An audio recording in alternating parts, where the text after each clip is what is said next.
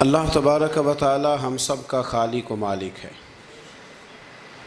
ہمارے پاس اس قدر بے شمار نعمتیں ہیں کہ رب خود فرماتا ہے کہ تم گننا چاہو تو تم گن نہیں سکتے، اور زیادہ تر نعمتیں وہ ہیں جو اللہ نے ہمیں بغیر مانگے عطا فرمائی ہیں، بغیر ہماری خواہش کے، بغیر ہماری طلب کے، بغیر ہماری دعا کے رب کریم نے اپنے فضل سے عطا فرما دی۔ نعمتوں کے ادا کرنے کے بعد شکر کا حکم ضرور دیا گیا ہے، لیکن کوئی اتنا سخت طریقہ اس کا وضع نہیں کیا گیا کہ اب سارا دن کوئی شخص مسجد میں بیٹھا رہے تو شکر ادا ہوگا۔ اب اس کو یہ نہیں کہا گیا کہ تمہیں آنکھیں دی ہیں تو 2000 نفل پڑھو ایک آنکھ کے لیے، نہ یہ فرمایا گیا ہے کہ تمہیں اب زبان دی ہے تو تم اس طرح کرو، پہلے اس کے لیے 20,000 نوافل ادا کرو، 100 قرآن مجید ختم کرو۔ ایسی کوئی بات نہیں ہے، بلکہ اللہ تبارک و تعالیٰ نے شکر کا حکم دیا، اور جو چیز زیادہ اہم ہے، جو زیادہ توجہ طلب ہے، جو چیز زیادہ سمجھنے والی ہے، وہ یہ ہے کہ مالک نے سارا کچھ دے کے جو مطالبہ کیا ہے وہ یہ ہے کہ تم نے اب جو نیک عمل کرنا ہے وہ خالص میری رضا کے لیے کرنا ہے۔ قُلْ إِنَّ صَلَاتِي وَنُسُكِي وَمَحْيَايَ وَمَمَاتِي لِلَّهِ رَبِّ الْعَالَمِينَ، محبوب فرما دیجئے بے شک میری نماز، میری قربانیاں، میرا دنیا میں رہنا اور میرا دنیا سے پردہ کرنا اس رب کے لیے ہے جو تمام جہانوں کا پالنے والا۔ ہمیں یہ حکم ہے کہ ہم جب بھی کوئی خیر کا کام کریں، جب بھی کوئی اچھا کام کریں، جب بھی کوئی بھلائی کا کام کریں تو اس میں نیت خالص کریں، ارادے خالص کریں۔ انسان کو جو اجر ملے گا نا قیامت کے دن، جو ثواب ملے گا وہ اس کی نیت اور ارادے پر ملے گا۔ امام جلال الدین سیوطی رحمۃ اللہ علیہ سے کسی شخص نے کہا تھا جی ایک حدیث میں نے پڑھا ایک نیکی کا 10 گنا اجر ہے، ایک میں پڑھا 70 گنا، ایک میں 700 گنا ہے، تو اجر ہے کتنا؟ تو آپ فرمانے لگے جتنی نیت اچھی اتنا اجر بھی زیادہ۔ یہ تو ڈیپینڈ کرتا ہے تیرے اوپر۔ کام لوگ کراتے ہیں نا، ہماری مسجد میں کام شروع ہے، کام لوگ کراتے ہیں، تب کچھ لوگ ایسے ہوتے ہیں کوئی بھی کام کرنے والا وہ کام کا تب اس سے جان چھوٹے کسی طریقے سے، اور کچھ کام کرتے ہیں تو مزہ آ جاتا ہے۔ ان کی صفائی، ان کی دلچسپی، ان کا ذوق، ان کا شوق، ان کی توجہ بتلاتی ہے کہ یہ شخص واقعی کام کرنا چاہ رہا ہے اور اس کی دلچسپی ہے۔ نیکی جب آپ ذوق سے کرتے ہیں، شوق سے کرتے ہیں، دلچسپی کے ساتھ کریں، یہاں تو بہت سارے لوگ دین کا نام لے کے اپنا قد اونچا کرتے ہیں، صدقات و زکوٰۃ کا نام لے کے لوگ اپنے آپ کو سخی مشہور کرتے ہیں۔ یہاں تو لوگ نماز پڑھ کے معاشرے کے اندر اپنا وقار بڑھانا چاہتے ہیں، اللہ ماشاء اللہ کہ میں نمازی ہوں۔ یہاں تو لوگ کوئی خیر کا کام کر کے دیکھیں نا، اب کیا ہو رہا ہے حج عمرے کے موقع پر جو کام سب سے زیادہ ہوتا ہے وہ تصویریں کھینچنے کا ہے، سب سے زیادہ۔ اب میں چل پڑا ہوں، اب میں پہنچ گیا ہوں، اب میں جہاز میں بیٹھ گیا ہوں، اب نفل پڑھ لیے ہیں، احرام باندھ لیا ہے، طواف ہو گیا ہے، یوں لگتا ہے بندہ نہیں طواف کر رہا، موبائل طواف کر رہا ہے۔ یہ سب سے زیادہ لوگ ملنے آتے ہیں، پیار کرتے ہیں، دور دراز سے حضرات کئی دفعہ محبت کے ساتھ تشریف لے آتے ہیں، تو مجھے پتہ ہوتا ہے کہ اب جو کام سب سے ضروری ہے وہ تصویر کھینچنے کا ہے، وہ کرنا ہی ہے اور وہ کرنا ہی پڑے گا، اس کی مکمل تیاری ہوتی ہے، وہ پروگرام بنا کے آئے ہوتے ہیں۔ میرے بھائیوں یہ یاد رکھیں کہ کوئی بھی کام جب تک اس میں اللہ تعالیٰ کی رضا شامل نہیں ہوتی، دیکھیں نا اللہ دلوں کے حال جاننے والا ہے۔ اگر کوئی شخص کسی قسم کی بددیانتی کرتا ہے، خیانت کرتا ہے، ظلم کرتا ہے، وہ لوگوں سے چھپ کے بھی کرے تو رب کریم کی سزا سے بچ سکتا؟ وہ چھپ کے کرے کیا کر لے گا؟ نبی کریم صلی اللہ علیہ وسلم نے فرمایا رب جب کسی کو رسوا کرنا چاہتا ہے تو 7 پردوں کے پیچھے چھپے بھی کر دیتا ہے، اور جب اللہ کسی کو عزت دینا چاہتا ہے تو پھر کوئی اس سے چھین سکتا؟ یہ میرے مالک کا نظام ہے، اس میں آپ کسی قسم کی کوئی جو ہے وہ مداخلت کرنے کے مجاز نہیں ہے۔ اپنی ارادوں کو، اپنی نیتوں کو، اپنے شوق اور ذوق کو خالص رکھیں اللہ کی رضا کے لیے، اس میں شائبہ نہ ہو، شک نہ ہو کسی قسم کا، غیر کی آمیزش نہ ہو۔ نماز پڑھیں تو اللہ کی رضا کے لیے، صدقات و خیرات کریں تو اللہ کی رضا کے لیے۔ کسی کام میں آپ مداخلت کرتے ہیں، بھائیوں کی لڑائی ہو گئی ہے، دوستوں کا جھگڑا ہو گیا ہے، رشتہ داروں میں کسی جگہ کوئی ایسی ضرورت پڑ گئی ہے جہاں آپ کے مداخلت کرنے سے حالات بہتر ہو سکتے ہیں، تو مداخلت ضرور کریں، چودھری بننے کے لیے نہیں، پنچایت کا سرپنچ بننے کے لیے نہیں، اس نیت سے کہ میرے نبی پاک علیہ السلام نے فرمایا جس نے دو لوگوں کی صلح کرا دی، رب 2 حج اور 2 عمرے کا ثواب عطا فرمائے۔ اس ارادے سے، اس نیت سے، اس ذوق سے، اس شوق سے، اس توجہ کے ساتھ آپ آگے بڑھیں گے کہ ہم نے اللہ کی رضا کے لیے کرنا ہے۔ ہمارے آج کل کے جتنے امور ہیں، ان امور کے اندر دنیا داری غلبہ کرتی چلی جا رہی ہے، ہر کام میں دنیا داری کی آمیزش ہو جاتی ہے، نہ چاہتے ہوئے بھی، نہ ارادہ کرتے ہوئے بھی، بہت ساری جگہوں پہ، اور دنیا داری اتنی غالب ہو گئی ہے کہ دنیا ہی دنیا نظر آنے لگ گئی ہے، دنیا ہی دنیا، یعنی کوئی چیز کیمرے کی آنکھ سے چھپ نہیں پا رہی، کوئی بات ایسی نہیں جس پر لوگوں کی نظریں نہ ہوں، کوشش کریں۔ اور عجیب بات یہ ہے کہ دنیا داری ہو، دولت ہو تو اس کو چھپا کے رکھا جاتا ہے، اور دین کی کوئی بات ہو اس کو نشر کرنا ضروری سمجھا جاتا ہے تاکہ لوگوں کو میرے تقوی اور میری پرہیزگاری کی خبر جلدی جلدی مل جائے۔ میرے نبی کریم علیہ الصلاۃ والسلام نے خالص اللہ کی رضا کے لیے ہر کام کرنے کا حکم دیا۔ سیدہ عائشہ صدیقہ رضی اللہ تعالیٰ عنہ راوی ہیں، الترغیب و ترہیب میں حدیث ہے، پیارے حبیب کریم سید عالم صلی اللہ تعالیٰ علیہ وسلم نے ارشاد فرمایا کہ حضور ایک دن مجمع، صحابہ کے مجمع میں حضور نے پوچھا بتاؤ اسلام کی سب سے مضبوط بنیاد کیا ہے؟ ایک صحابی نے کہا یا رسول اللہ نماز پڑھنا۔ 5 وقت لوگ جمع ہوتے ہیں، ایک دوسرے کا حال احوال پوچھتے ہیں، معاملات ہوتے ہیں۔ یا رسول اللہ صلی اللہ تعالیٰ علیہ وسلم مضبوط بنیاد ہے اسلام کی نماز پڑھنا، 5 وقت جمع ہونا۔ حضور نے فرمایا بات تمہاری ٹھیک ہے پر تم میری مراد کو نہیں پہنچے۔ عرض کی حضور حج کرنا،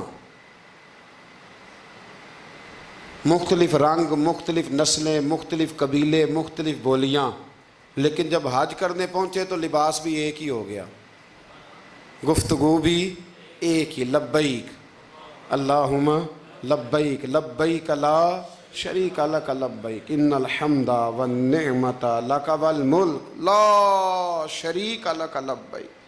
ایک ہی صف میں کھڑے ہو گئے محمود و یاز، نہ کوئی بندہ رہا نہ کوئی بندہ نواز۔ نبی رحمت سید عالم صلی اللہ علیہ وسلم سے عرض کی حضور یہ حج جو ہے نا اس میں بڑی یکسانیت ہوتی ہے، ہر رنگ ہر نسل کا آدمی ایک تسبیح کے دانے کی طرح ایک جگہ پہ پرو دیا جاتا ہے، تو لگتا ہے یہ اسلام کی مضبوط بنیاد ہے۔ محبوب فرمانے لگے بات تمہاری ٹھیک ہے پر تم میری مراد کو نہیں پہنچے۔ عرض کی حضور پھر زکوٰۃ، صدقات، خیرات اسلام کی مضبوط بنیاد ہے۔ کیوں؟ وہ اس لیے کہ غریب امیر کو دیتا ہے، امیر غریب کو دیتا ہے، اور غریب امیر سے لیتا ہے تو ایک رشتہ بنتا ہے، ایک تعلق بنتا ہے۔ محسن کا اور احسان مند کا بڑا گہرا رشتہ ہوتا ہے، بڑا، ایک دوسرے سے پیار کرتے ہیں، ایک دوسرے کو چاہتے ہیں، ایک دوسرے کے لیے اچھے جملے بولتے ہیں، ایک دوسرے کے لیے ہمیشہ ان کے جذبات ٹھنڈے میٹھے اور اچھے ہوتے ہیں، تو لگتا ہے یہ اسلام کی مضبوط بنیاد ہے۔ حضور فرمانے لگے بات تمہاری ٹھیک ہے پر تم میری مراد کو نہیں پہنچے۔ تو پھر صحابہ عرض کرنے لگے حضور ہماری رعایت فرما دیں، پھر ایک رحمت کی نظر کر دیں، آپ ہی بتا دیں اسلام کی مضبوط بنیاد کیا ہے۔ تو محبوب فرمانے لگے اسلام کی مضبوط بنیاد ہے اللہ کی رضا کے لیے کسی سے محبت کرنا۔ کس کی رضا کے لیے؟ خالص اللہ کی رضا کے، اور اللہ کی رضا کے لیے کسی سے بغض رکھنا، عداوت رکھنا، اللہ کی رضا کے لیے، محبت بھی اللہ کے لیے، عداوت بھی، ذاتی دشمنی کوئی نہیں، ذاتی اختلافات کوئی نہیں، ذاتی رنجشیں کوئی نہیں، ذاتی لڑائیاں کوئی نہیں، ذاتی جھگڑا کوئی، خالص اللہ کی۔ ہمارے ہاں لڑائیاں ذاتی لڑی جاتی ہیں، اس نے مجھے شادی پہ دعوت نہیں دی، اس نے مجھے پروٹوکول نہیں دیا، یہ کہاں پہنچ گیا، میں کہاں رہ گیا۔ ذاتی لڑائیاں لڑی جاتی ہیں، دینی نہیں، مذہبی نہیں، اخلاقی نہیں۔ دیکھیں آپ، چاہیے تو یہ تھا نا کہ شادی کے موقع پر یہ لڑائی نہ ہوتی کہ اس نے مجھے پوچھا کیوں نہیں، لڑائی یہ ہوتی کہ یار تو غیر شرعی کام کوئی نہ کرنا، اللہ رسول کی ناراضگی والا کام کوئی نہ کرنا، اگر تو نے کیا تو میں نے کوئی نہیں آنا، اگر تو یہ حرکت کرے گا تو پھر میرا تیرا معاملہ درست نہ رہ سکے گا۔ یہ لڑائی ہونا چاہیے تھی، نہ کہ یہ لڑائی ہوتی کہ مجھے بلایا کیوں نہیں، پروٹوکول کیوں نہیں دیا، اعزاز کیوں نہیں دیا۔ تو حضور نے فرمایا اسلام کی مضبوط گرہ، اسلام کی مضبوط بنیاد ہے اللہ کی رضا کے لیے محبت کرنا اور اللہ کی رضا کے لیے کسی سے عداوت رکھنا۔ حضرت موسیٰ کلیم اللہ علیہ نبینا علیہ الصلوۃ والسلام پر اللہ کریم نے وحی فرمائی کہ اے موسیٰ، اے میرے کلیم، میرے لیے بھی کوئی کام کیا ہے؟ عرض کی اللہ میں نے نمازیں پڑھی، روزے رکھے، تبلیغ کی۔ فرمایا وہ تو آپ کی ذمہ داریاں تھیں، وہ تو آپ نے اپنے لیے کیا، میرے لیے بھی کچھ کیا ہے؟ رب کریم نے پوچھا موسیٰ میرے لیے بھی کچھ کیا ہے؟ عرض کی اللہ یہ سارا کچھ، فرمایا مالک تیرے لیے کیا۔ کہا یہ تو آپ نے اپنے لیے کیا، آپ کی ذمہ داریوں میں شامل تھا، مالک تیرے لیے کیا ہے؟ فرمایا کسی بندے سے محبت کی ہے کہ یہ اللہ کا بندہ ہے؟ کسی بندے سے محبت کی ہے کہ یہ اللہ کا بندہ ہے؟ یا کسی کے ساتھ تمہاری صرف اس لیے ناراضگی ہو کہ یہ اللہ کا نافرمان ہے، اللہ رسول کا دشمن ہے، معاذ اللہ بے ادب ہے؟ میرے بھائی سمجھ لیں اچھی طرح اور اپنے دل کے کونے میں یہ بات بٹھا لیں کہ زندگی میں جو کام کریں وہ اللہ کی رضا کے لیے، چھوٹا سا بھی خیر کا کام۔ میرے رسول کریم علیہ السلام کا جو سب سے پہلا فرمان ہے نا بخاری میں، وہ یہ ہے کہ انما الاعمال بالنیات، تیرے عمل کا دار و مدار تیری نیت پر ہے، تیرے ارادے پر ہے۔ بنیاد تمہاری نیت ہے، بنیاد یہ ہے کہ تمہارا اندر سے اس کام کے لیے ذوق کیا ہے، شوق کیا ہے۔ اگر وہ بنیاد مضبوط ہے تو پھر عمل کی جو آپ چھت ڈالیں گے وہ ساری چھت بھی مضبوط ہے، لیکن اگر ارادے کچے ہیں، کمزور ہیں، سازشیں ہیں، رنجشیں ہیں، اندر معاملات گڑبڑ ہیں، تو پھر کبھی دیواریں مضبوط ہو سکتی۔ نیتیں اچھی کریں۔ بڑی سادی مثال، بڑی صاف ستھری، مولا کائنات شیر خدا حضرت علی المرتضیٰ کرم اللہ تعالی وجہ الکریم نا، آپ ایک جگہ جنگ لڑنے کے لیے گئے، جہاد ہو رہا ہے۔ عرب کے جو لوگ ہوتے تھے وہ دشمن کو سزا بڑی سخت دیتے تھے۔ بعض لوگ مطالبہ بھی کرتے ہیں نا سخت سزا کا۔ ہمارا سرائکی کا ایک شاعر ہے، وہ کہا کرتا ہے جے تنگ ہے ساڑی زندگی تے دے سخت سزا تیری جان چھٹے، ساکو مار نہ شاکر کستاں وچ یک لخت مکا تیری جان چھٹے۔ عرب کے لوگ نا سخت سزا دیتے تھے، سخت، وہ اذیت دیتے، کبھی انگلی کاٹ دیتے، کبھی ہاتھ کاٹ دیتے۔ مختار سقفی نے جب امام علی مقام رضی اللہ تعالیٰ عنہ کے قاتلوں کو قتل کیا تو زیادہ تر کی گردنیں نہیں کاٹی تھی، بلکہ اس نے ہاتھ پیر کاٹ کے لوگوں کو جنگلوں میں پھینک دیا تھا، تڑپ تڑپ کے لوگ مر گئے۔ اسلام اس اذیت کا قائل ہے۔ اہل عرب اذیت دیتے تھے، بلکہ دشمن جب نڈھال ہو کے گر جاتا تھا نا تو اس پر گھوڑے دوڑا دیتے تھے، گھوڑے دوڑ جاتے تھے اس پر، لاشیں مسک کر دیتے تھے، ناک کان آنکھیں نکال ڈالتے تھے، ٹکڑے کرتے تھے وجود کے، اذیت دیتے تھے۔ تو جب کوئی آدمی کسی کے نرغے میں آ جاتا تھا نا، قابو میں آتا تھا، تو اس کی خواہش ہوتی تھی کہ میں مارنے والے کو غصہ دلاؤں تاکہ مجھے جلدی مار دے، اذیت نہ دے، تکلیف نہ دے، مجھے جلدی مار ڈالے، جلدی قتل کر ڈالے۔ یہ ان کا مزاج ہوتا تھا، رویہ ہوتا تھا۔ حضرت مولا علی شیر خدا کرم اللہ تعالی وجہ الکریم دشمن پر غالب آ گئے۔ جب غالب ہوئے تو اس نے معاذ اللہ حضرت علی پر تھوک دیا۔ کافر تھا، اس کا ارادہ یہ تھا کہ میں حضرت علی کو غصہ دلاتا ہوں تاکہ یہ مجھے جلدی مار دے، لیکن اسے نہیں پتا تھا یہ علی ہے۔ اسے نہیں خبر تھی کہ یہ جو خمیر ہے نا، ان کی تربیت مدینے والے محبوب نے فرمائی ہے۔ یہاں جو چمک دمک ہے اس کا رنگ ساری دنیا سے نرالا ہے، انوکھا ہے، شاندار ہے، وزادار ہے، کمال ہے۔ کہا حضرت علی پر معاذ اللہ میں یہ کام کرتا ہوں تاکہ وہ جلدی قتل کر دیں گے، لیکن جب اس نے مولا علی کی طرف یہ نازیبا حرکت کی تو حضرت علی نہ تلوار چھوڑ کے پیچھے ہٹ گئے۔ توجہ کرنا، رزلٹ دیکھنا، مولا علی پیچھے ہٹ گئے اور فرمانے لگے جا تو آزاد ہے۔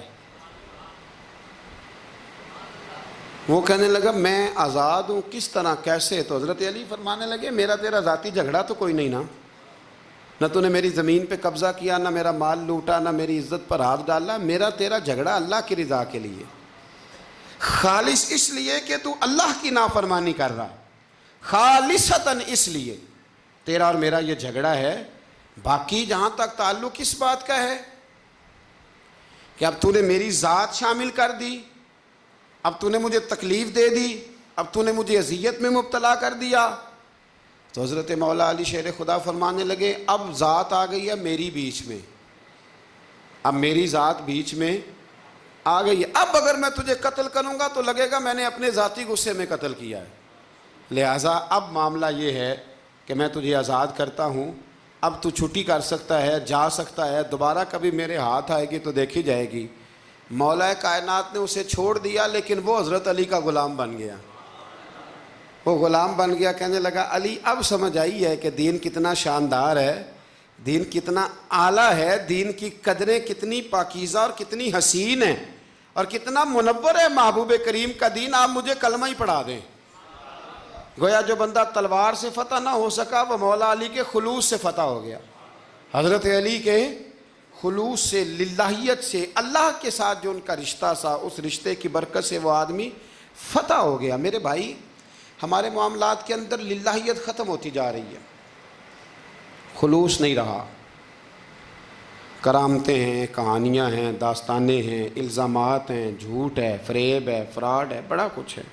اگر نہیں ہے تو خلوص نہیں ہے، اگر نہیں ہے تو ہمارا اللہ اور اس کے رسول کے ساتھ رضا والا معاملہ نہیں ہے۔ کسی چیز کو اس کی حقیقت کی بجائے ہم تصورات کی دنیا میں جا کے، خیالات، توہمات اور افواہوں کی دنیا میں جا کے اس کو قبول کرتے ہیں۔ یاد رکھو جن لوگوں کی زندگیاں اللہ کی رضا کے لیے تھیں وہ لوگ بڑے اچھے تھے، بڑے خوش بخت تھے، بڑے خوش نصیب تھے، انہیں بدر کے میدان میں گردنیں کٹانے میں بھی بڑا ہی مزہ آیا تھا انہیں۔ آپ دیکھیں نا احد کے میدان میں جانے دینے میں بھی انہیں بڑا مزہ آیا۔ جب آدمی میں خلوص ہوتا ہے تو اس کے لیے جان قربان کرنا بھی آسان ہو جاتا ہے، لیکن جب خلوص نہیں ہوتا پھر گفتگو ہوتی ہے، پھر باتیں ہوتی ہیں، پھر داستانیں ہوتی ہیں، پھر کہانیاں ہوتی ہیں، پھر لب و لہجہ ہوتا ہے، پھر منصوبہ سازی ہوتی ہے، پھر ہیلے بہانے، پھر سغرے کبرے جوڑ کے لوگ کہانیاں اور داستانیں بناتے ہیں۔ خلوص اور للہیت کے ساتھ اللہ کی بارگاہ میں جھکیں، عبادتوں کا، ریاضتوں کا، تلاوتوں کا جتنا اللہ ہمیں موقع دیتا ہے اس میں خلوص شامل کرنے کی کوشش کریں، للہیت شامل کرنے کی کوشش کریں، اللہ کی رضا شامل کرنے کی کوشش کریں۔ میرے نبی رحمت صلی اللہ تعالیٰ علیہ وسلم نا حضرت معاذ ابن جبل کو جب یمن کے لیے روانہ کرنے لگے تو رسول پاک علیہ السلام نے بڑی نصیحتیں فرمائیں۔ ان نصیحتوں میں درد بڑا تھا، کیوں؟ اس لیے کہ حضور نے انہیں بتلایا تھا کہ جب تم واپس آؤ گے تو میری تمہاری ملاقات نہیں ہوگی، تم میری قبر سے گزرو گے۔ اکھاں جدوں میٹیاں زمانہ مینوں روے گا، اپنا تے اپنا بیگانہ مینوں روے گا، جدوں نہ میں دسیا میں خاراں نوں میں خانے وچ، جام ٹوٹ جان گے تے میں خانہ مینوں روے گا۔ کئی لک لک رون گے تے کئی بک بک رون گے، گلیاں دا ایانا تے سیانا مینوں روے گا۔ اور کیا خوبصورت بات انہوں نے کہی تھی، مجھے بڑی پسند ہے۔ کہنے لگے بے قدراں کچھ قدر نہ جاتی، او کیتی خوب تسلی ہو، اے دنیا دار پجاری زر دے کتیاں دے گل ٹلی ہو، بک بک روسن اکھیاں تکیو ویکھ حویلی کلی ہو، تے کوچ نصیر اساں جدوں کیتی پھر پہ جانی تھر تھلی ہو۔ کوچ نصیر اساں جدوں کیتی پھر پہ جانی پھر کمال ہو جائے گی، بعد مرن دے مکھڑا میرا ہو جاوے جے تازہ، پھر سمجھ لینا محبوب میرے نے آن پڑے ہے جنازہ۔ حضرت معاذ ابن جبل رضی اللہ تعالیٰ عنہ سے حضور نے فرمایا معاذ جب تم واپس گزرو گے نا تو میری قبر کے پاس سے گزرو گے، ملاقات نہیں ہوگی۔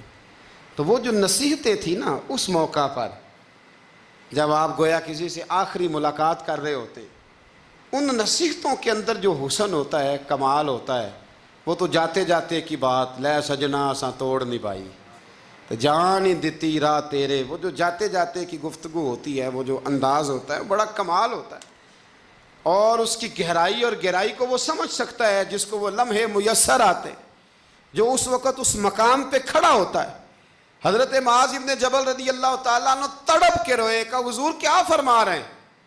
حضور کوئی خاص نصیحت تو نبی پاک نے بڑا کچھ فرمایا، ایک جملہ حضور نے یہ کہا معاذ عمل جتنا بھی کرنا خلوص کے ساتھ کرنا، اور محبوب نے فرمایا تیرا خلوص کے ساتھ کیا ہوا تھوڑا عمل بھی رب کی بارگاہ میں زیادہ بنا کے تیرے لیے ذریعہ نجات بن جائے گا۔ جتنا بھی کرنا خلوص کے ساتھ کرنا، بولیے خلوص کے ساتھ کرنا، للہیت کے ساتھ کرنا، اس کے اندر کوئی کمزوری نہ آنے پائے، للہیت کے ساتھ، خلوص کے ساتھ، رواداری کے ساتھ، پیار کے ساتھ کرنا۔ میرے بھائیوں، یہ سمجھنے کا مقام ہوتا ہے کہ جب ہم اللہ اور اس کے رسول صلی اللہ علیہ وسلم کی رضا کے لیے کوئی عمل کرتے ہیں تو اس کا بھی ہمارے دل کو پتہ ہوتا ہے، اور جب اندر ریاکاریاں ہوتی ہیں تو ہمارے دل کو اس کا بھی پتہ ہوتا ہے۔ ہمیں دونوں باتوں کی خبر ہے۔ اب ہمیں خود سوچنا ہے، ہمیں خود فکر کرنی ہے، غور کرنا ہے کہ ہمارا انداز۔ ایک بزرگ تھے امام غزالی نے لکھا ہے، انہوں نے 7 سال پورے پانچوں نمازیں جماعت کے ساتھ پڑھی اور پہلی صف میں تکبیر اولیٰ کے ساتھ پڑھی۔ 7 دن نہیں پوری پڑھی جاتی پانچوں نمازیں پہلی صف میں پہلی تکبیر کے ساتھ۔ 7 پہلی صف میں تکبیر اولیٰ کہتا ہے، امام نے اللہ اکبر کہا پہلی تکبیر میں تو ہم نے بھی ساتھ ہی اللہ۔ پہلی صف میں 7 سال تک پانچوں نمازیں تکبیر اولیٰ سے بہت بڑا کارنامہ ہے، بہت بڑی بات ہے۔ مطلب بندہ یہاں سے اٹھ کے آتے، وضو کرتے، کوئی معاملہ آ گیا، کوئی مطلب اس کو حاجت ہو گئی استنجا وضو کی، تو وہ ٹائم نکل جاتا ہے، کئی دفعہ ایسے ہوتا ہے۔ 7 سال پورے نماز پڑھی، تو کہتے ہیں 7 سال کے بعد نا ایک دن 8واں سال لگا ہوا تھا، تو بزرگ فرماتے ہیں میں ذرا لیٹ ہو گیا، تکبیر اولیٰ تو مل گئی پر پہلی صف نہ ملی، تیسری صف میں جگہ ملی۔ بزرگوں کے تقوی دیکھیے گا، فرماتے ہیں تیسری صف میں نے نماز پڑھی تو میرے دل کے اندر خیال آیا یار لوگ کیا سوچیں گے کہ اتنا اچھا اس کا ریکارڈ تھا، پہلی صف میں یہ نماز پڑھتا تھا تو آج تیسری صف میں لوگ کیا سوچیں گے۔ فرماتے ہیں جب یہ لفظ زبان پہ آیا تو میرا ضمیر بول پڑا، جب یہ سوچ دل میں آئی تو میرا اندر تڑپ اٹھا، چھم چھم میرے آنسو نکلنے لگے، میں رویا۔ اور فرماتے ہیں لوگ چلے گئے اور میں نفل پڑھتا روتا رہا۔ میں نے کہا اللہ مجھے یوں لگتا ہے وہ 7 سال تک پہلی صف میں جو نمازیں پڑھتا رہا وہ تو لوگوں کو دکھانے کے لیے پڑھتا رہا۔ فرماتے ہیں میں نے 7 سال کی نمازیں قضا پڑھی، قضا نمازیں پڑھی، اس لیے کہ مجھے سمجھ آئی کہ وہ نماز اللہ کی رضا کے لیے نہیں تھی، وہ تو بندوں کو ریکارڈ بنانے کے لیے تھی۔ تو میں نے وہ 7 سال کی نمازیں قضا پڑھی، اور فرماتے ہیں اب دوبارہ سے جب میں جاتا ہوں تو پھر میں اپنے دل پہ غور کرتا ہوں کہ پہلی صف تکبیر اولیٰ پر یہ بتا نیت کیا ہے، یہ بتا کہ تیرا ارادہ کیا ہے۔ شیخ سعدی فرمایا کرتے تھے تیرے وجود کا قبلہ تو سیدھا ہے، دل کے قبلے کی بھی بات بتا۔ تیرے وجود کا قبلہ درست ہے پر دل کے قبلے کی بھی، ہاں خودی کا سر نہاں لا الہ الا اللہ، خودی کا تیغ فساں لا الہ، یہ دور اپنے ابراہیم کی تلاش میں ہے۔ صنم کدا ہے جہاں لا الہ الا اللہ، صنم کدا ہے جہاں لا الہ الا اللہ، اور اگرچہ بت ہیں جماعت کی آستینوں میں پر مجھے ہے حکم ازاں لا الہ الا اللہ۔ تو یہ جو ہمارا مزاج ہے نا لوگوں کو دکھانے کا، بتانے کا، سنانے کا، شیخ ابو العباس مرسی فرماتے کہ مجھے کئی دفعہ محبوب کریم علیہ السلام کا دیدار نصیب ہوا، میرا اور حضور کا معاملہ تھا، پھر میں نے لوگوں کو بتانا شروع کر دیا۔ فرماتے ہیں پھر انہوں نے آنا چھوڑ دیا، اس لیے کہ کچھ باتیں ایسی ہوتی ہیں جو بتانے کی نہیں ہوتی، لیکن کچھ بندوں کو بشارتیں ہوتی بڑی ہیں، وہ ان بیچاروں کو بد ہضمی ہو جاتی، وہ بتائیں نا جب تک 20 لوگوں کو، تب تک ان کی وہ بد ہضمی ختم ہے۔ حالانکہ ہر چیز بتانے کی، دکھانے کی، سنانے کی، ہر چیز کی وضاحت دینے کی نہیں ہوتی، ہر چیز ایسی نہیں ہوتی۔ حضرت ابو ہریرہ جیسے لوگ فرمایا کرتے تھے علم کی 2 تھیلیاں، ایک کھولی ہے، دوسری کھولو تو مجھے قتل کر دو۔ ہر چیز کو بتانے سمجھانے کی ہوتی ہے۔ تو خلوص دیکھیں کتنا ہے اس میں، للہیت کتنی ہے، اللہ کی رضا کتنی۔ الحمدللہ تعالی اس مہینے سے جو جولائی کا ہے، میرے خیال ہے 4-5 جولائی سے حج کی فلائٹ شروع ہو جائیں گی انشاءاللہ تعالی۔ خوش نہیں ہوئے آپ سن کے؟ جو جا رہے ہیں رب ان کا قبول فرمائے، اور جو رہ گئے اللہ انہیں موقع عطا فرمائے۔ ای سعادت بزور بازو نیست تا نہ بخشندہ خدائے بخشن۔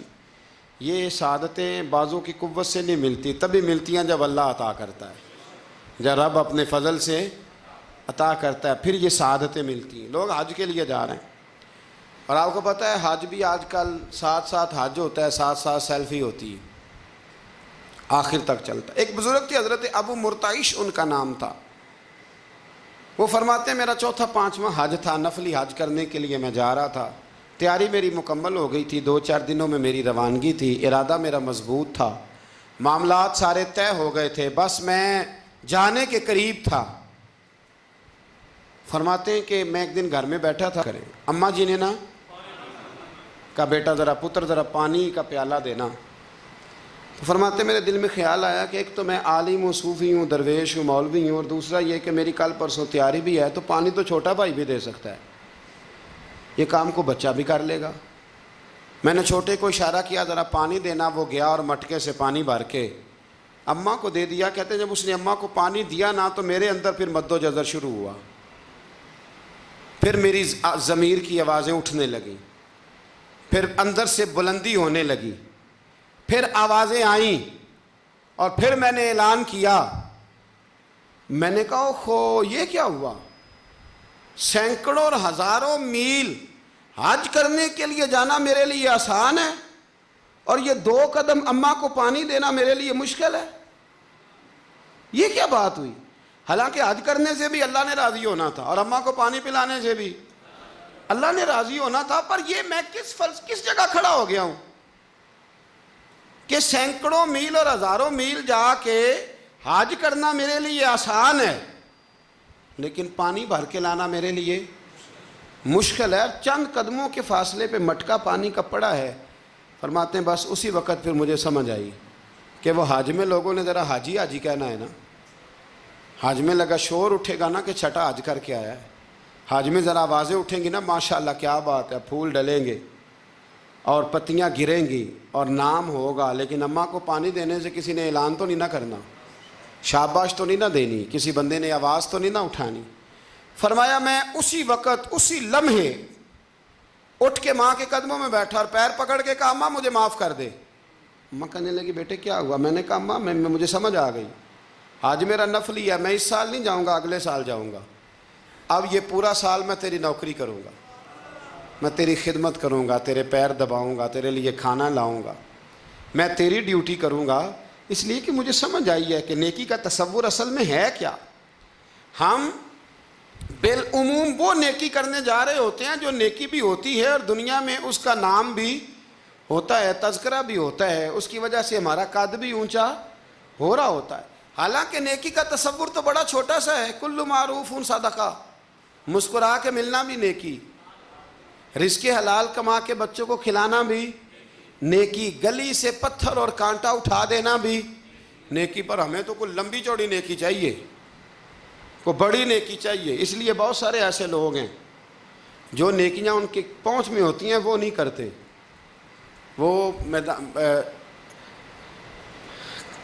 محرم کے ایام میں نا ایک جگہ پہ حاضری کا موقع ملا تو وہاں ایک صاحب کہہ رہے تھے ہم مریں گے، لڑیں گے، جانیں دیں گے، قربانی دیں گے، ہم امام علی مقام کی سنت ادا کریں گے، سارا کچھ کریں گے۔ تو بعد میں وہ میرے پاس بیٹھے تو میں نے انہیں کہا کہ جب جنگ کا موقع آئے گا تو انشاءاللہ لڑیں گے، جانے بھی دیں گے، پر ابھی آپ یہ کام کریں کہ امام حسین ایک رات میں پورا قرآن پاک پڑھا کرتے تھے، یہ والی سنت امام حسین کی شروع کریں، یہ والی سنت ابھی آپ سٹارٹ، جب وہ موقع آئے گا تو انشاءاللہ وہ کام بھی کریں گے۔ تو یہ والی سنت آپ سٹارٹ کریں امام صاحب کی۔ امام صاحب 100 نفل پڑھا کرتے تھے فرض نماز کے علاوہ روزانہ، 100 رکعت نماز نفل، تو آپ یہ والی سنت امام حسین کی شروع کریں نا، تو جب کربلا سجانے کی باری آئے گی تو پھر کربلا بھی سجا لیں گے۔ لیکن ہم نے یہ والے کام نہیں کرنے، نمازیں 5 پوری نہیں پڑھنی، ہم نے تو صرف کربلا والی سنت ادا کرنی، نعرے لگانے ہیں، وہاں تک پہنچنا ہے۔ میرے عزیز یاد رکھیں، اللہ کی رضا ہر جگہ پیش نظر ہو۔ میرے رسول کریم صلی اللہ تعالیٰ علیہ وسلم کی عالی مرتبت خدمت میں ایک جنگ کے موقع پر صحابہ نے عرض کیا تھا کہ یا رسول اللہ صلی اللہ تعالیٰ علیہ وسلم فلاں آدمی بڑی ہمت سے لڑ رہا ہے، جہاد کر رہا ہے، بڑی بات ہے۔ تو حضور نے فرمایا یہ جہنمی ہے، جہاد کر رہا تھا، توجہ ہے میری بات پر، حضور نے فرمایا یہ جہنمی ہے، یہ دوزخی ہے، یہ بندہ جنتی نہیں۔ جب سرکار دو عالم صلی اللہ تعالیٰ علیہ وسلم نے یہ بات ارشاد فرمائی تو صحابہ کہتے ہیں ہمیں تجسس ہوا کہ یہ کیا بات ہوئی، اتنی ہمت سے، جوان مردی سے، اتنی وہ دلیری سے لڑ رہا ہے اور حضور نے فرما دیا دوزخی ہے۔ کیسے دوزخی کیسے؟ تو ایک صحابی کہنے لگے میں اس کا پیچھا کرنے لگا، جب پیچھا کرنے لگا تو اس پر نا کچھ زخم کاری لگ گئے تھے، زخم گہرے تھے، وہ زخموں کو برداشت نہ کر سکا اور ایک مقام ایسا آیا کہ اس نے خود اپنے پیٹ میں خنجر لگا کے، پیوست کر کے، خنجر مار کے یا تلوار مار کے یا نیزہ مار کے اس نے خودکشی کر لی، زخموں کی تاب نہ لا سکا۔ حضور نے فرمایا تھا کہ یہ جہنمی ہے، تو اس کی وہ جو بات تھی وہ صادق ہو گئی۔ کہتے ہیں میں فوراً بولا، میں نے کہا میرے محبوب جو فرماتے ہیں حق اور سچ ہی فرماتے ہیں، دیکھو کس موت مرا ہے۔ اب اس پر مفسرین نے لکھا ہے کہ وہ بندہ جو گھر سے نکلا تھا نا تو وہ دین کے لیے لڑنے نہیں نکلا تھا، وہ قومیت کے لیے لڑنے آیا تھا کہ میرا سارا قبیلہ گیا ہے تو مجھے بھی جانا چاہیے، ہماری قوم سے فلانی قوم ٹکرائی ہے تو لہذا ہمیں، اس کی نیت میں، ارادے میں دین، للہیت اور خلوص شامل ہے۔ اس کی دلیل وہ حدیث ہے جس میں حضور نے فرمایا کہ عالم بھی، سخی بھی اور شہید بھی اس وجہ سے جہنم میں جائیں گے معاذ اللہ کہ ان کی خدمات کی وجہ اللہ کی رضا نہیں تھی، خدمات کی وجہ ذاتی شہرت تھی، بہادری کے دعوے تھے، سخاوت کا سبب یہ تھا کہ لوگ انہیں سخی کہیں۔ خلوص والا جو عمل ہوتا ہے نا، خلوص والا، وہ تو بڑا تھوڑا بھی ہو تو قبول ہوتا ہے، اس میں بڑی، دیکھیں نا اللہ کی بارگاہ میں مقدار نہیں دیکھی جاتی، معیار دیکھا جاتا ہے، مقدار نہیں دیکھی جاتی، معیار دیکھا جاتا ہے۔ نبی کریم علیہ السلام نے ایک جنگ کے موقع پہ اعلان کیا کہ ہر بندہ چندے میں حصہ دے، قحط کا زمانہ ہے، بہت زیادہ مال کی ضرورت ہے، ہر آدمی آئے، حصہ ڈالے، آگے بڑھے۔ جب سرور دو عالم صلی اللہ تعالیٰ علیہ وسلم نے یہ اعلان فرمایا، حضور نے حکم دیا تو بڑا بڑا مال دیا۔ حضرت عثمان غنی نے کئی 100 اونٹ دیے مال کے بھر کے، حضرت صدیق اکبر نے بھی بڑا دیا، فاروق اعظم نے بھی آدھا مال دیا، حضرت عبد الرحمن ابن عوف جیسے لوگوں نے ہزاروں اور لاکھوں دینار دیے۔ ایک غریب صحابی تھے، وہ فرماتے ہیں میں نے زور سے عصر تک یہودی کے باغ میں مزدوری کی، چند کلو کھجوریں ملی تو لا کے میں نے حضور کی بارگاہ میں نذرانہ پیش کیا۔ فرماتے ہیں میرے دل میں خیال تھا کہ وہ میری اٹی کیا کرے گی، میرا ایک قطرہ کیا کرے گا، جہاں لوگوں نے لاکھوں دیے، ہزاروں دیے تو کیا بنے گا۔ لیکن فرماتے ہیں قربان جاؤں، وہ ڈھیر لگا تھا مسجد نبی میں مال کا، میرے نبی نے نا وہ مال اٹھا کے جو میں نے دیا تھا اس کے اوپر بکھیر دیا، اور حضور فرمانے لگے سن بھائی، جتنا ان سب کو اجر ملے گا اتنا اللہ تجھے اکیلے کو عطا فرمائے گا، اتنا تجھے اکیلے کو ملے گا۔ پیچھے دلیل ہے، میرے نبی پاک علیہ الصلوۃ والسلام کے فرمان کے پیچھے دلیل ہے کہ اس میں خلوص بڑا تھا، اس بندے میں للہیت بڑی تھی، اس میں ذوق تھا، شوق تھا، ہمت تھی، اس نے محنت کی تھی۔ تو خلوص والا تھوڑا عمل بھی زیادہ ہو گیا، چھوڑیں ریاکاریاں، چھوڑیں تسنع، کوئی بھی کام کریں تو پہلے دل سے فتویٰ پوچھیں، پہلے اپنے آپ سے پوچھیں کہ یہ جو کام میں کر رہا ہوں، جس طرف میں جا رہا ہوں، یہ بات درست ہے کہ نہیں۔ پھر جب آپ سمجھ لیں کہ بات درست ہے، پھر اس پر اور محنت کریں اور خلوص کا مظاہرہ کریں۔ اب جب نماز کی نیت کے لیے کھڑے ہوں تو پھر ایک دفعہ نیت، یہ جو نیت ہوتی ہے نا نماز کی، اس کا مقصد بھی یہ ہوتا ہے کہ ذرا نا جسم کا قبلہ بھی ٹھیک کر لو، ارادے کا قبلہ بھی ٹھیک کر لو، ذرا نا درست کر لو اپنے آپ کو۔ نیت المومن خیر من عمل، مومن کی نیت اس کے عمل سے بھی بہتر ہوتی ہے۔ دعا کرتا ہوں اللہ کی بارگاہ میں اللہ ہمیں اپنی اور اپنے محبوب کی رضا نصیب فرمائے۔ اسلام ایک نظریے کا نام ہے، ایک سوچ کا نام ہے۔ اسلام ایک فکر ہے، عقیدہ ہے۔ اسلام ایک نظریہ دیتا ہے اور وہ نظریہ جو انسان کو بدل دیتا ہے۔ انسان کی زندگی میں عمل سے زیادہ اس کی سوچ کا دار و مدار ہوتا ہے۔ اسی سوچ اور فکر کا دوسرا نام عقیدہ ہے۔ اس آدمی کی یہ سوچ بن جاتی ہے کہ میں نے پیسہ ناجائز طریقے سے حاصل کرنا ہے، تو پھر اس ایک سوچ کی بنیاد پر ہی وہ قتل کرتا ہے، وہ جھوٹ بولتا ہے، وہ بددیانتی کرتا ہے۔ تو دراصل اس کے پیچھے یہ جو نظریہ تھا پیسہ جمع کرنے کا، ہر صورت ہر طریقے امیر ہونے کا، اس سوچ نے اسے گناہگار بنایا۔ اسلام نظریے کا نام ہے۔ قرآن مجید میں اللہ فرماتے ہیں لیس البر ان تولوا وجوہکم قبل المشرق والمغرب ولکن البر من آمن باللہ وبالیوم الآخر۔ فرمایا نیکی یہ نہیں کہ تم اپنا منہ مشرق کی طرف کر لو یا مغرب کی طرف کر لو، رخ بدلنے کا نام نیکی نہیں، ولکن البر من آمن باللہ، بلکہ نیکی تو یہ ہے کہ تم صحیح طریقے سے اپنے رب پر ایمان لاؤ، ایماندار بنو۔ نیکی ایماندار ہونا ہے، رخ بدلنے کا نام نیکی تھوڑی ہے۔ ہمارے ہاں سوچوں کا جو زاویہ نظر ہے، اگر میں ایک جملے میں بات سمیٹنا چاہوں تو یوں کہوں گا کہ ہم اعمال کے نیک تو ہیں پر نظریے کے نیک نہیں۔ کبھی کبھی نمازی ہو جاتے ہیں، قرآن پاک کھول لیتے ہیں، لیکن ہمارا دل نمازی ہونا چاہیے، ہماری روح نمازی ہونی چاہیے۔ اقبال کہنے لگے یہ ذکر نیم شبی، یہ مراقبے، یہ سرور، تیری خودی کے اگر پاسبان نہیں تو کچھ بھی نہیں۔ اور خرد نے کہہ بھی دیا لا الہ الا اللہ تو کیا حاصل، دل و نگاہ اگر مسلمان نہیں تو کچھ بھی نہیں، کچھ بھی نہیں۔ جب تک انسان، قرآن پاک نے کہا یا ایھا الذین آمنوا آمنوا باللہ ورسولہ، اے ایمان والو اللہ رسول پہ ایمان لے آؤ، اے ایمان والو ایمان لے آؤ، ایمان والو ایمان والو ایمان لے آؤ۔ کیا مطلب کہ دعوی ایمان کرنے والو اپنے دل سے مسلمان ہو جاؤ، سوچ کو مسلمان کرو، اپنی زبان کو مسلمان کرو، اپنے کان کو مسلمان کرو، اپنی نظر کو مسلمان کرو، اپنی روح کو مسلمان کرو، اپنے گھر کو مسلمان کرو، اپنی سوچوں پہ اسلام کا پیرا بٹھاؤ، دیندار ہو جاؤ۔ اسلام دیکھیں نا، اسلام تو آپ کو سکون دیتا ہے۔ اگر کسی کی سوچ بن جائے کہ میں اپنے رب کے سپرد ہوں تو وہ آرام اور سکون میں آ جاتا ہے۔ 24 سال کی بیٹی کا اگر 4 سال کا بیٹا انتقال کر گیا، کسی نے جا کے کہا کہ بڑا ہی افسوس ہوا ہے تیرے بچے کا، تو ایمان نے اسے کتنا مضبوط کر دیا ہے۔ وہ کہتی ہے نہیں، اللہ کی فصل ہے، پکی کاٹ لے تب بھی ٹھیک ہے، کچی کاٹ لے تب بھی ٹھیک ہے۔ اب یہ جو نظریہ ہے اس نے اسے جوان کر دیا ہے، مضبوط کر دیا ہے، توانا کر دیا۔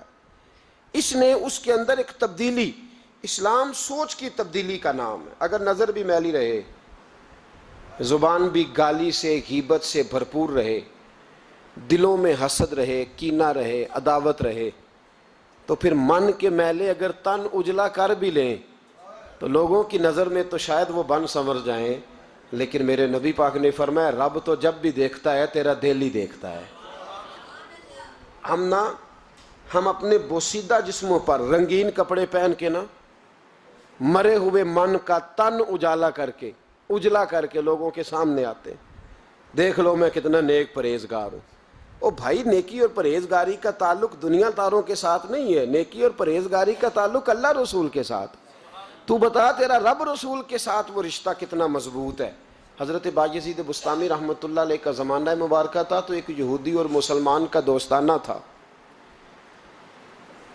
تو وہ یہودی سے وہ مسلمان دوست روز کہتا تو مسلمان ہو جا، وہ ٹال دیتا، کہتا چل یار ٹھیک ہے انشاءاللہ خیر ہو جائے گی، جس طرح انسان ٹال مٹول کرتا ہے نا اپنے جملوں میں، وہ ٹالتا، وہ کہتا نہیں یار تو مسلمان ہو جا، تو میرے دین میں آ جا، میرا دوستانہ بھی ہے، پیار بھی ہے، تعلق بھی ہے، میں چاہتا ہوں مذہب بھی ایک ہو جائے، عقیدہ اور نظریہ بھی، تو مسلمان ہو جا۔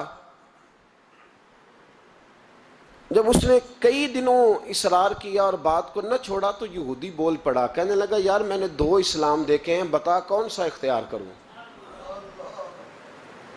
2 اسلام دیکھے ہیں، کہا 2 اسلام کون سے؟ کہنے لگا ایک اسلام وہ ہے جس پہ تو عمل کرتا ہے، اور ایک اسلام وہ ہے جس پہ حضرت بایزید بستامی عمل کرتے ہیں۔ میں نے 2 اسلام دیکھے، ایک میں نے تجھے دیکھا ہے کہ میں شراب پیتا ہوں تو معاذ اللہ تو بھی میرے ساتھ پیتا ہے، حالانکہ تو مسلمان ہے، اگر میں جوا کھانے جاتا ہوں تو بھی میرے ساتھ جاتا ہے، حالانکہ تو مسلمان ہے، اگر میں جھوٹ بول رہا ہوتا ہوں تو 10 مجھ سے بڑھ کے بولتا ہے، حالانکہ تو مسلمان ہے، اگر میں چوک میں کھڑے ہو کر معاذ اللہ بہن بیٹی بہو پہ گندی نظر ڈال رہا ہوتا ہوں تو بھی ڈال رہا ہوتا ہے، حالانکہ تیرا دعویٰ ہے کہ تو مسلمان ہے، ہم دونوں پارٹنر ہیں، بزنس کرتے، جہاں سے حرام کمائی میں کھاتا ہوں تو بھی وہیں سے کھاتا ہے، حالانکہ تو مسلمان ہے۔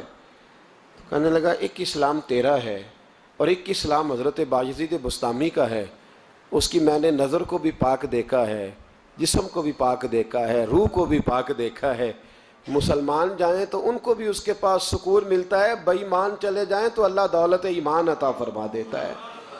ایک اسلام تیرا ہے، ایک اسلام حضرت بایزید کا ہے، تو بتا کون سا دین قبول کروں؟ اگر تو تیرے والا اسلام ہے تو پھر تو اس میں کوئی مسئلہ نہیں، کلمہ ہی ایک پڑھنا ہے، لا الہ الا اللہ محمد رسول اللہ صلی اللہ علیہ وسلم، باقی تو سارے کام وہی ہیں جو یہودیوں والے، عیسائیوں والے، کافروں والے، تو ٹھیک ہے پڑھا دے، پڑھ لیتا ہوں، ایک کلمے کا ہی فرق ہے۔ اور اگر اسلام وہ ہے جو حضرت بایزید کا ہے تو پھر تو نہ میرے ساتھ گفتگو کر، پھر حضرت بایزید کو کہہ مجھے آ کے کہیں، اس لیے کہ اگر اسلام وہ ہے جس کی حضرت بایزید جس پر عمل کرتے ہیں تو میں کل بھی کلمہ پڑھنے کو تیار ہوں، میں آج بھی کلمہ پڑھنے کو تیار۔ مسئلہ یہ بن گیا ہے کہ ہم بڑے تگڑے مسلمان ہیں، تگڑے، لیکن حال یہ ہے کہ رمضان میں جب سموسے بکتے ہیں نا، جو رمضان میں بھی سموسے بکتے ہیں، جس نے روزے رکھا ہوا ہے دکاندار نے، وہ بھی گندے تیل میں سموسے نکال رہا ہے، گندے تیل۔ رمضان المبارک میں بھی جو پکوڑے بیچ رہا ہے نا، تو اس نے وہ والا بیسن خریدا ہے جو سب سے سستا ملتا ہے، اے مسلمان، یہ نہیں سب اس کو کوئی بندہ کہہ دے تو مسلمان نہیں تو گریبان سے پکڑ لے گا، گرا لے گا۔ جو چوک میں کھڑا ہے نا، چوک میں بچیوں کے اسکول سے چھٹی ہوئی ہے، کالج سے چھٹی ہوئی ہے، تو جو چوک میں کھڑا ہے اگر آپ اسے بے ایمان کہیں گے تو وہ آپ کو لٹا کے ڈنڈوں سے مارے گا، حالانکہ کھڑا چوک میں ہے، تاڑ رہا ہے مسلمانوں کی بہو بیٹی کو، پر آپ بات کریں وہ کہے گا سب سے بڑا مسلمان میں ہوں، تو کیا ہوتا ہے؟ ہمارے حکمران کہتے ہیں مولانا آپ ہم پہ فتویٰ دیتے ہیں، ایک بولتا ہے کہتا ہے میرے گھر میں تو خانہ کعبے کا غلاف پڑا ہوا ہے، ایک کہتا ہے میرے پاس تو مسجد نبوی شریف میں جو صفائی ہوئی تو وہاں سے انہوں نے جو ریاض الجنہ کا قلین اٹھایا وہ میرے پاس پڑا ہے، ایک پاکستان کا صدر ایسا بھی گزرا ہے کہتا ہے مجھ سے زیادہ نیک کون ہوگا، میں تو 6 دفعہ کعبے کے اندر گیا ہوں، یہ اعلان کرتے ہیں۔ او خدا کے بندے، کعبے کا غلاف پاس ہونا اگر ایمان کی علامت ہوتی تو کعبہ تو سارے کا سارا ابو جال کے پاس تھا، اگر مسجد نبوی کا قلین پاس ہونا علامت ایمان ہے تو عبداللہ بن ابی سلول جو منافقوں کا سردار تھا وہ تو 5 نمازیں نبی پاک کے پیچھے پڑھتا تھا، تو رہتا ہی ریاض الجنہ میں تھا، اور اگر خانہ کعبہ کے اندر جانا ایمان کی علامت ہے تو 360 بت تو بڑا زمانہ رہے ہی اندر ہیں، باہر آئے ہی نہیں۔ کس قسم کا فلسفہ ہے ہمارا؟ ہم کس قسم کا انداز رکھتے ہیں؟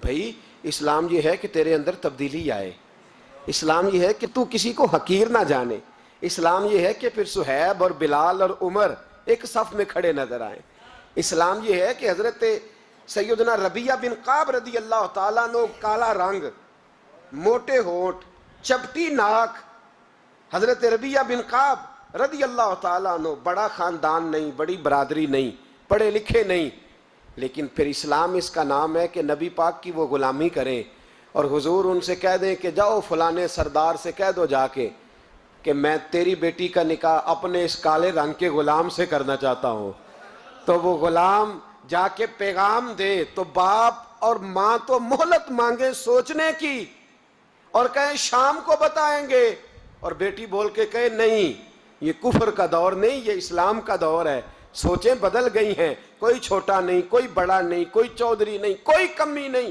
سارے ایک ہیں۔ اور بیٹی بول کے کہے ابا جی میری فکر نہ کرو، اگر نبی پاک نے کالے رنگ کے حبشی غلام کا رشتہ بھیجا ہے تو آپ مجھ پر زیادہ مہربان نہیں، میرا رسول مجھ پر زیادہ مہربان ہے، آپ مجھے بھیجیں، میں اسی کے ساتھ نکاح کروں گی، مجھے امید ہے رب رسول مجھے ضائع نہیں کر۔ پھر سوچیں بدل جائیں گی۔